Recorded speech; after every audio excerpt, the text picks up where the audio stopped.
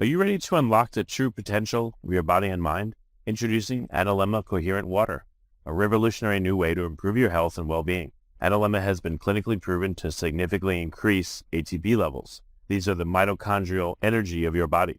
It significantly improves your gut health by improving the state of your microbiome and provides up to 12 years of biological age rejuvenation within 3 months of drinking this water.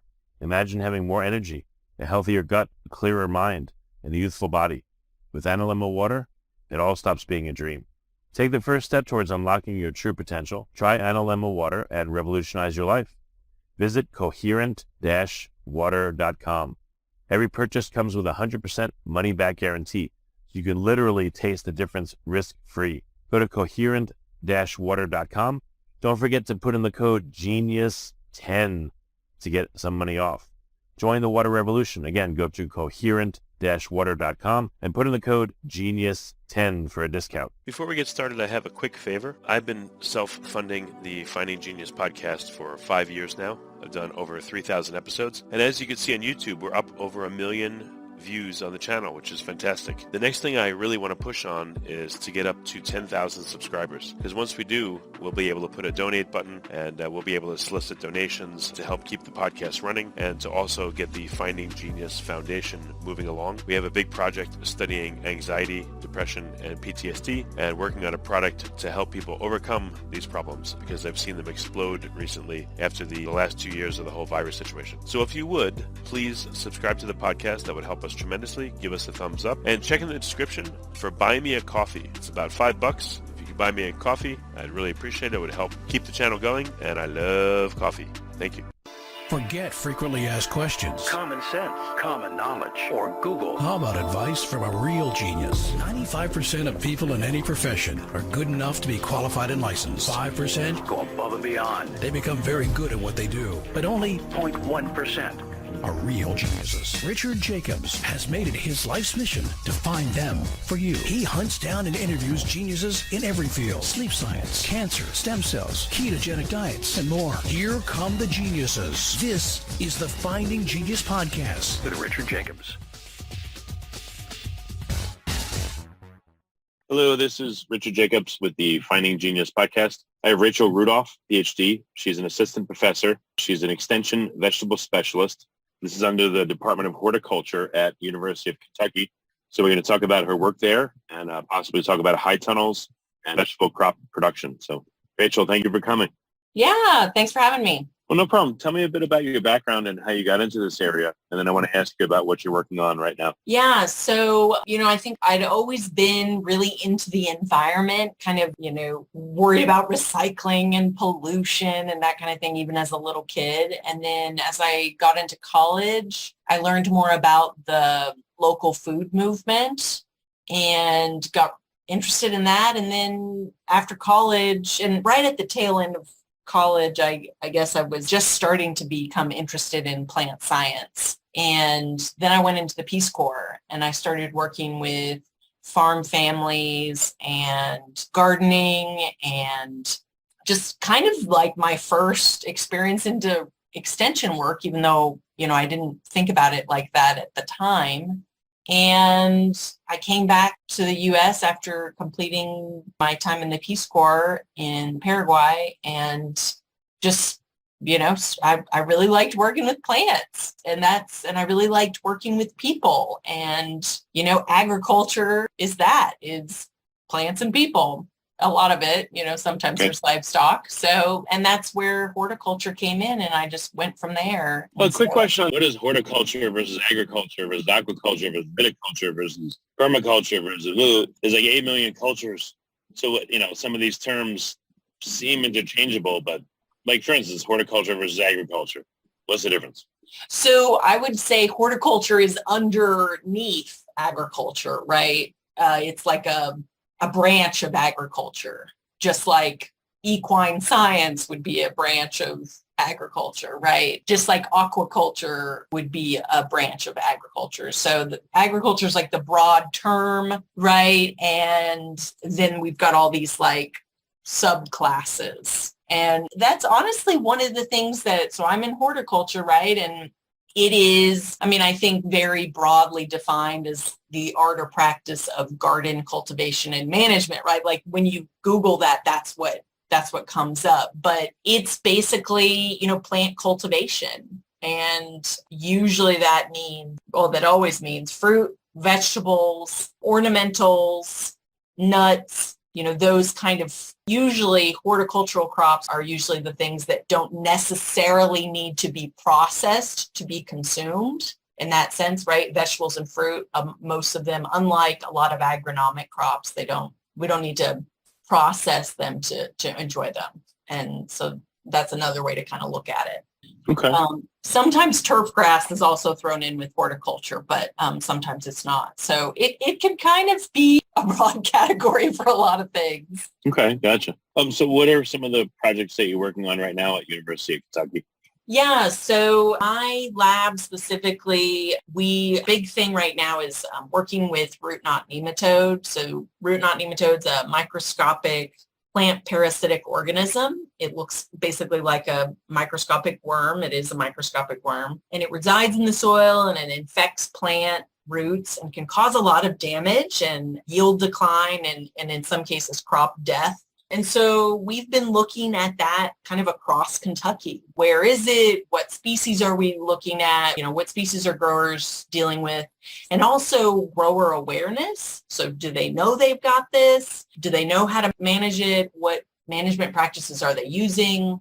Those kind of things. And then, kind of piggybacking off of that is we've been doing a lot of on-farm experiments with growers, trying different methods to manage root knot nematode, one of which is using grafted tomatoes that are resistant to root knot nematode and kind of evaluating them against non-resistant varieties that growers are commonly using. Okay. I mean, what are nematodes are essentially what, like microscopic worms or? Yeah, they're microscopic do? worms. They're not like earthworms, right? They're non-segmented and they feed. So they've got a stylet that helps them feed off of plant roots. So they basically slowly take nutrients away from plants. They can some of them invade plant roots and lay eggs in plant roots. So it's kind of, and they can produce really quickly. And so one plant parasitic nematode can quickly become 500, right, in very short time. Okay. Do the plants have any defenses against them? How do you know if nematodes are attacking? Right. What's observable?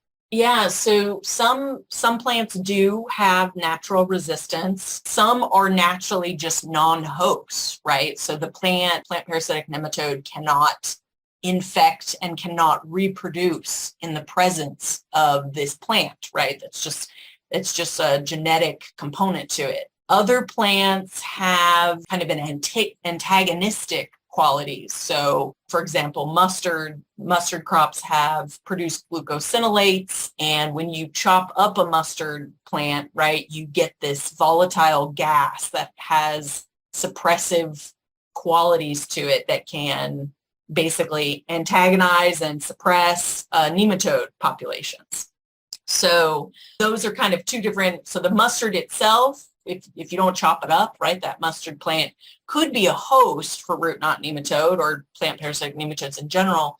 But when you've chopped it up, you've created this chemical compound that suppresses them. So that's a really interesting component. And so, yeah, plants in general, there's kind of a spectrum of non-hosts, and then you've got resistant plants that may allow some reproduction to occur or some feeding to occur from the plant parasite, but fairly low.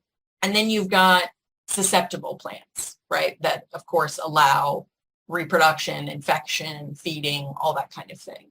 And so, and then kind of in that spectrum, you've also got tolerant plants, which we find we're kind of discovering this. They still produce pretty high yields. We've got in one of our projects, right, this particular variety, that we looked at, it produced very high yields comparable to some of the other treatments, but it also allowed for pretty high infection rates, root knot nematode. So, right, I would classify that more as tolerant because you're not managing the population very well, but you're still producing pretty decent yield. So from a grower's perspective, if you're just looking at the above ground, qualities, the grower may think they're doing really well because they've got decent yield. So, okay, what happens to plants when they're under nematode attack? Like how would a grower know that what's going on? Or how would they figure out? So in this particular, for root knot nematodes specifically, the above ground symptoms can be kind of hard to see, hard to decipher. So the plant may start to kind of look yellow, starts lower in the leaves. As the symptoms, as the infection progresses, the plant will start to look necrotic. So the leaves will start to die and turn brown, and you'll have lower yield. Right. But if you're not really paying attention, you may chalk this up to nutrient deficiency. You may not notice that it's, a lot of growers wouldn't necessarily know it's root knot nematode. And if you're not really calculating or taking notes on your yield from year to year, you may not notice this decline in yield over the course of several years. It may take a little while. So the above ground symptoms are kind of hard to notice, as it can kind of look like a lot of different things. But if you pull up the plant roots, most of the time you will see galling. So the roots look knotted and gnarled, and that is a plant response to root knot nematode infection. So that's kind of the telltale sign of a root knot nematode infection, is pulling up those plant roots and seeing that galling. And that's why it's called root knot nematode, right? There's knots on the roots. Are you ready to unlock the true potential of your body and mind? Introducing Analemma Coherent Water, a revolutionary new way to improve your health and well-being. Analemma has been clinically proven to significantly increase ATP levels. These are the mitochondrial energy of your body. It significantly improves your gut health by improving the state of your microbiome and provides up to 12 years of biological age rejuvenation within 3 months of drinking this water. Imagine having more energy, a healthier gut, a clearer mind, and a youthful body. With Analemma water, it all stops being a dream. Take the first step towards unlocking your true potential. Try Analemma water and revolutionize your life. Visit coherent-water.com.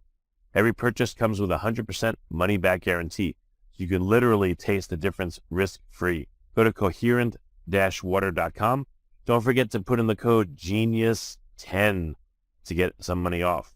Join the water revolution. Again, go to coherent-water.com and put in the code GENIUS10 for a discount. So galling is the appearance of these knots, and they're not root nodules, right? Yes. Yeah. They're not nodules in the sense of, we think of nodules as a good thing, right? Like nitrogen fixation. They kind of look like that, honestly. But, tomatoes don't fix nitrogen in that way, right? So that would be a clear indication if you pulled up a tomato plant and saw this, right? That would be, the galls or the knots can vary in size, right? From small, like a BB size to, the size of a quarter. And it's pretty big. Yeah.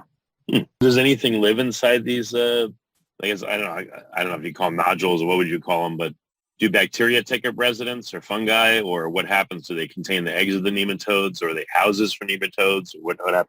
Right. So the kind of certain with root knots, they're sedentary endoparasites. So that means they enter the roots and they lay eggs, and then those eggs hatch and they go on to infect other roots, right? And so the knots themselves are really more of a plant response to this infection. And then other nematodes other types of plant parasites they're migratory endoparasites, and so they kind of move in and out much more quickly. And then there is the ectoparasites. So they will only stay on the outside of the root and feed. But they're basically creating wounds in the plant roots, and that can lead to other infection by other, soil-borne pathogens, right? So that is an additional complication to the whole thing, right? It's, you've cut yourself on a, piece of glass, and then something else gets in your wound, right? And it kind of can spiral from there. But has anyone done like biopsies and cross sections of these, these nematode constructed bumps to see again, is there any underlying structure or again, other organisms? Right. Yes, there are lots. Yeah, I totally encourage people to, Google root knot nematode galls, right? Maybe it's creating like a localized, pathogenic microbiome around the roots, which also affects the plants. I don't know. I don't know what it houses or again, the structure. Right. It's basically they make these large cells. So it's kind of, again, to my knowledge, there's no like pathogen in the gall. It's just like a huge cell. And again, it's a plant response from this feeding. It's not necessarily anything's in that gall, but it does inhibit the plant's ability to take up nutrients and take up water. And that is where, that's where the problem then shows itself above ground, right? The plant starts to wilt, the plant starts to turn yellow, the plant starts to turn brown because it can't take, no matter how much you irrigate, no matter how much you fertilize, it cannot take up that nutrient solution. Why? What's happening to the roots? Are they, is this nodule like going into the center of the root? So literally nothing can flow past it?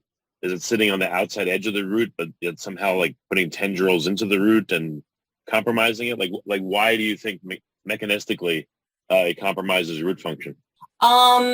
So it's not a nodule. This gall is really just inhibiting. It's changed the root morphology. So it's basically just inhibiting the plant's ability to take up water as it naturally would, right? And so I totally encourage people to Google, right, root knot nematode damage to plants. And you can see, usually when you Google them, you'll see like a healthy root next to a damaged root. And you can kind of see how, knotted and different it is. And as far as like, genetically, what is happening in there, I couldn't answer that question for you. But it is changing the shape of the root and changing the root's ability to, take up water and nutrients. But we can't tell, like, again, mechanistically how they do it. Is it obvious or is it not understood? No, people know. I just don't know. Okay. So what is some of it, obviously you deal with it. Which plants seem to be most susceptible to this and what can a grower do to try to, reduce the nematodes or get rid of them? So as I said, there's resistant crops that they can utilize to suppress the population. You can do nematicides, soil fumigant, solarization, soil solarization. Basically, no one method is going to solve the problem. There's no eradication of root knot nematode or of plant parasitic nematodes. You can, drive the population down and then manage it from there. But once it's there, they're there. So, and they can be very deep in the soil. And so it is really hard to, you can't get every last one. How do nematodes move through the soil? Like, how do they get to the roots in the first place? Are the eggs near the roots and they're just spawning locally and then worming their way around to the right spot, or how do they navigate, you think? Yeah, so nematodes themselves don't move too much by themselves, right? So they don't move very far. A lot of it is us, moving soil around, which is really common in agriculture, right? You're weeding, you're tilling, you're plowing, right? And soil kind of gets turned over and gets moved around. So that's kind of the large movement can happen through there. They can also, get moved a little bit through water, but they're also drawn to the roots. Like the root exudates, right? I would say there's a response there. And so they're kind of drawn just naturally to the roots from the exudates. And so they know where they're going, right? They sense that there's a host there. Do the nematodes have a life cycle where they go through different forms, or they just stay nematodes the whole time? And there's a life cycle. So for root knot nematode, there is 5 stages. So that would be, you go from egg. So the female hatchet lays about 500 eggs at one time. The eggs can overwinter, so they can survive in the soil for quite a long time. If it's cool, then they may just hang out as is. The J2 is the infective stage, so that's basically the second juvenile phase, and that's when they look like a worm, right? So that's when they first look like a worm. J1, J2, they can start infecting roots. They move into the roots, they infect them. J3, J4, those are just later juvenile phases that people don't focus very much on. A lot of what we focus on is that infective stage. And then that juvenile will either turn into a female and can, produce eggs on their own, or a male. And so it goes like that. And so the females are kind of globular shaped. The adult females look very round. They don't look like a worm per se. The adult males do. Do they have a seasonality of appearance? Do they tend to go away in the winter and come in the growing season, or what do they do? So they're active in the warmer, when soil temperatures are warmer. So somewhere between, 20 degrees Celsius and, 30 degrees Celsius, that's kind of that's their peak time of activity. So in the winter, typically, right, the soil is much cooler and they're there, but they're not active. Okay.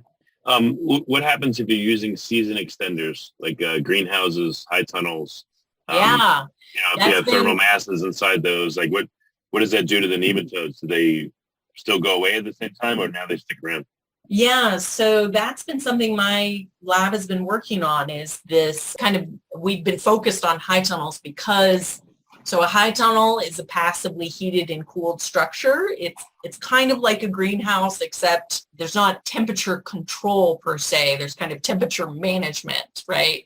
And it's just protected agriculture. And people normally are growing in the soil in a high tunnel, versus in a greenhouse, they're probably using potting soil, right? Soil is media. And so in a high tunnel, there's a lot, because of that, it's a warmer environment than it is outside.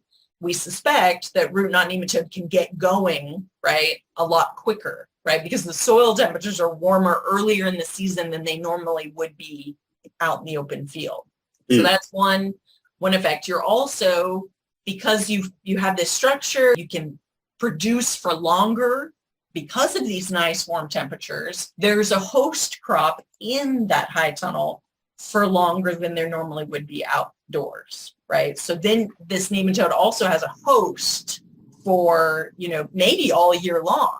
I mean, you can produce in a high tunnel all year long. And so you've also given them a host for most of the year. And so that also will affect reproduction and, the population density of root knot nematode overall. Yeah. Okay. Any other, I'm sure there's plenty of others, but any other major projects that you're working on that, you're making some headway in, where, in terms of understanding, where a lot of people don't understand what you're looking at? Or are you doing more optimization type thing on the gardens that you're in control of? Or what's your work like?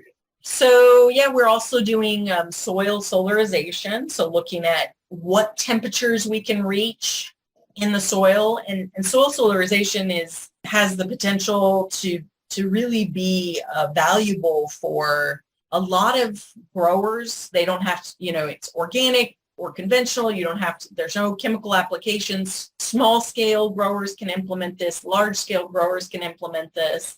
So it has a lot of flexibility there, and it has the potential to be beneficial at managing a really wide range of issues.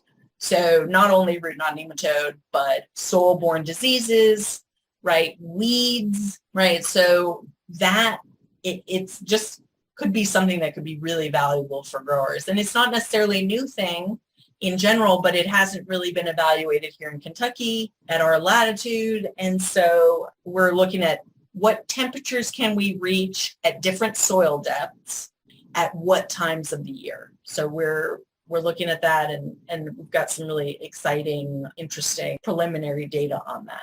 What's your goal? Well, so it really depends down on, or up or, it really depends on what the target for people is, right? So for example, sclerotinia, that is a soil-borne disease that is usually can be suppressed or killed at about 40 degrees Celsius, right? So that our goal for if someone's targeting that on their farm, right, you'd want to hit that temperature. And you'd also want to hit it probably at least 4 to 6 inches into the soil profile. So if you can get 2 inches into the soil, deep into the soil, that's great. But ideally you'd want to go, you'd want to reach that temperature even lower just to make sure that you've covered your bases. Root knot nematode, based off of our work, I suspect can be suppressed or killed at a lower temperature. So more in the, maybe 37, 38 degrees Celsius range would be suitable. But they, as I said earlier, they can go even lower in the soil profile. They can be found even deeper in the soil profile. So you'd want to hit those temperatures even deeper than 6 inches, right? 8, 12 inches, that would be great. Well, what about cover crops? I've seen that they'll significantly reduce the soil temperature. I don't know down to what depth, but do you utilize those? And if you combine that with, let's say, mustard greens to kick the nematodes' asses, that come there, would that be a good combination maybe for multiple reasons? So are you talking about cover crops of reducing soil temperature in what way? Well, so there's not bare ground.